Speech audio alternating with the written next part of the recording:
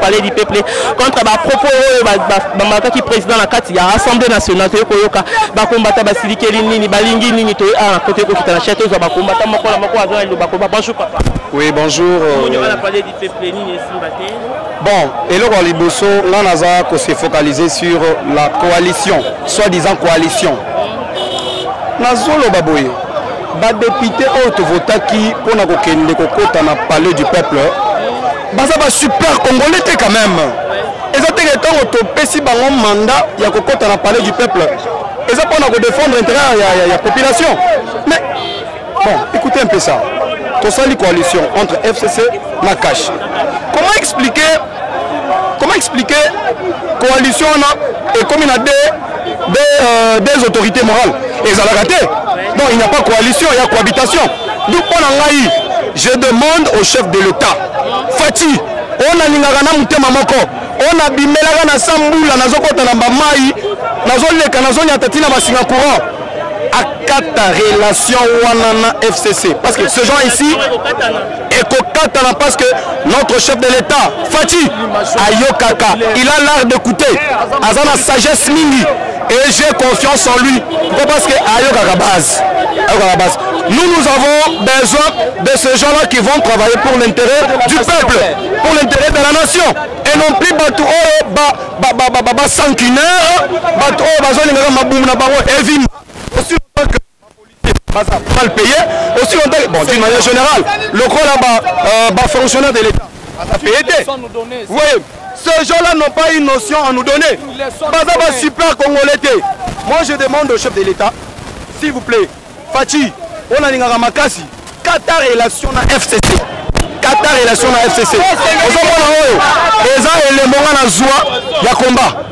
Eza élément na zoa ya combat. Vous comprenez? Qatar relation na FCC parce que bato na bazana na souci que on échoué comme ça pour le que non voilà président Bilo Sadini a échoué. Bonjour. Oui, bonjour maman. Pardon? Oui, nous avons beaucoup de combattants.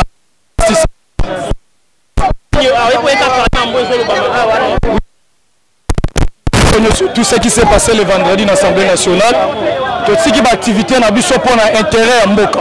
Combat IDPS, c'est pour intérêt à Mboka, c'est pour intérêt à l'individualité.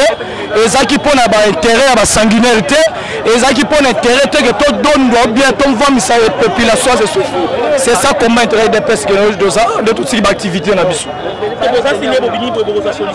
Mama solution kozala soki FCC aza kosantete na majorité parlementaire naza kodona il n'est pas plus fort que majorité populaire. Ozomona biso toza si soki solution ezomita solution kozwama parce que nous avons majorité populaire nde toza nango. C'est ça. Maman attends un mois soki solution eza te tokokendeki na kati wana tokozwa décision pa tokokomana kokati après tokokita na se tokolandela alliance yango oyo alliance ile ya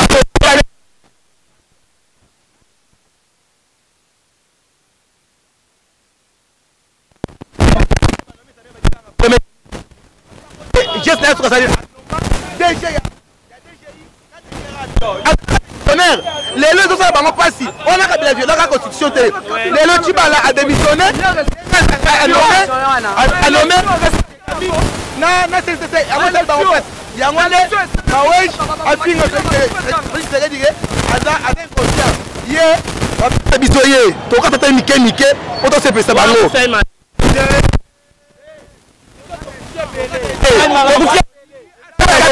soki akufita operde tokosala asala boloko tosengi asala boloko mama liba yango na otuna eza liba yango nani mwasi nani mobali boyebisanga nani bino bajournaliste oyo yebi te alliance yango mpe alliance yango siko boyebisanga wapi alliance yango balakana nani okende bo FCC ozonga bo FCC tokotomela sumate mboko komika ya kabila uta wapi kabila yene na zana utela wapi nako utela wapi utela mama utela bido ndeto za wana bi ndela zana wote bien hotel alliance date papa bokilo to yebiete mama bokilo to yebiete ndela zana papa ba journaliste ngana lobby ha libala wana to yebiango te ndela to pone